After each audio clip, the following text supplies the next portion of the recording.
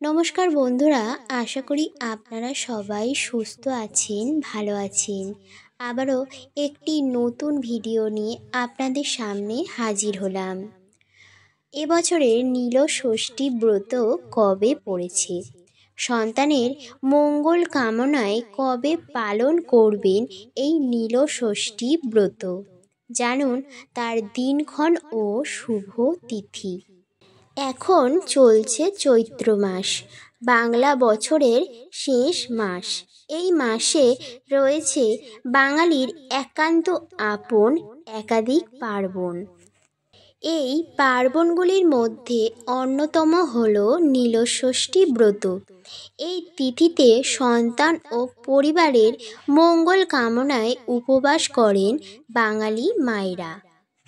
নীলষষ্ঠীতে দেবাদিদেব মহাদেবের পুজো করা হয়, নিবেদন করা হয় অর্ঘ্য।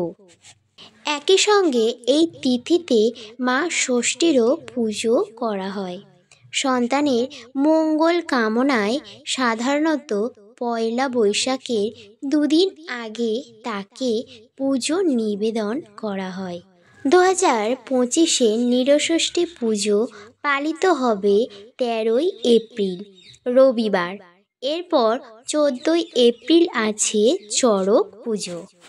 15ই এপ্রিল পালিত হবে এবছরের নববর্ষ। সেদিনই পড়েছে পয়লা বৈশাখ।